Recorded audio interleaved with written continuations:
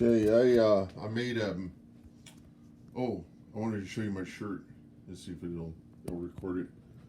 This is my shirt, and if you put your cell phone up to it, it will go to my website, to the '80s, not entirely the '80s playlist, I think, and so it's Rock Me Amadeus, by the way. And I mean, if you remember the Falco tune from the late '80s, "Rock Me Amadeus, Amadeus, Amadeus, Amadeus, Amadeus, rock me Amadeus, come on, rock me Amadeus, Amadeus, Amadeus, Amadeus, Amadeus, Amadeus, or rock me Amadeus, come on, rock me Amadeus." Remember that song? That's where I got the name of the site, and I thought it was so cute that I could put .us on the end, make that part of the name. So if you can remember the song, you just remembers the last two letters of that song title with the spaces taken out, and then you separate that by a dot. You'll get the directory, and it does some tricky things to YouTube, to the YouTube embed. YouTube embed, they can't put advertisements on it, and the reason for that is to be fair to the people of the website and to the advertiser, because neither one can change the other's context. And so the advertiser only wants its advertisements on YouTube. They don't have it secured for anybody's website, and so the advertisements just don't show up on the embeds. And so naturally, my website is advertisement free. It also doesn't have banner ads. Well, it has banner ads, but you can take them out with an ad blocker. And if you put your cell phone up and you aim it at this, it'll take you right to the site. Although my website's not optimized for cell phones, you can still make it work. And if you've got an iPhone, you have to tell it to play, which is because the iPhones don't do autoplay. And it doesn't have any malware or anything of that sort on it. I'm not that kind of person. I don't even want money. That's how different I am from a lot of other people.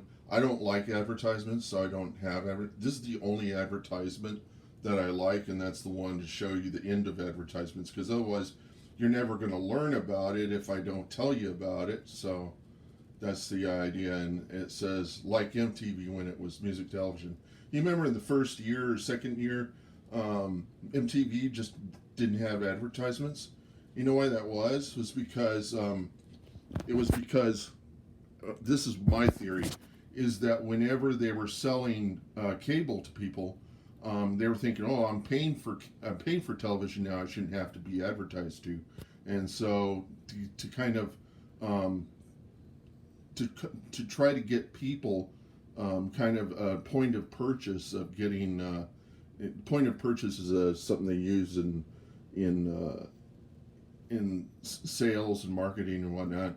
A point of purchase is the reason why you would go into a store is because of the low price. At Walmart, you go into the store to get that low price, but all the other items in the store are upper price, or their prices are not lowered, and you just assume. But once you're there, you spend your money on higher priced items. It's actually the reason why Walmart is so successful. But a point of purchase is the reason why you would come to the site. I mean, come to get the television station, the MTV. So you buy cable to get MTV, and MTV wouldn't have advertisements on. You just watch music videos all day. And then they started creeping in each year. They added sweepstakes first, and then they started putting in ads. And I mean, they put in things that weren't ads. They were kind of station identifications. Like, remember that?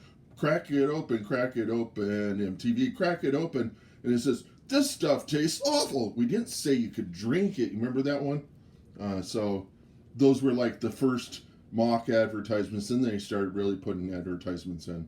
And then they started putting in game shows and small little, Headbangers Ball and all this stuff, because people wanted to have their music genre consistently on certain hours of the day. And then it started having nowadays it's it just doesn't even represent it. They had to make VH1 to make it like MTV, but it really isn't MTV because it's putting up music videos that you've seen before, you know. And my site's all about just pretty much anything that you can throw up on YouTube, you can put on my site, and that's kind of what I do. I just go around looking for stuff and I throw it into a channel, and you know, you just watch it, or if you don't like it, you can go to the next channel. And each channel is just like a playlist, but it's being played like it's being played like a stream video source, though it's not. And all it does is it time syncs every playlist so that it's like the playhead is always playing. And so when you change the channel, it'll drop you in the middle of some other video, and if you don't like the video, you can go away and then come back and it'll be done, you know, stuff like that. You could pick which video you want to watch in a mode called U-Pick mode, but it's not, and I mean, you can do that, but it's not as much fun as just going through the channels. And the idea there is to passively notice content, because that's what really worked with MTV. That's the reason why MTV was so successful with people, was that there was a high amount of discovery, and YouTube doesn't really, you can shuffle your playlist, but it's not time synced. You can't share that experience with anybody else. And so there's no way to experience time synced video content on YouTube unless it's streamed.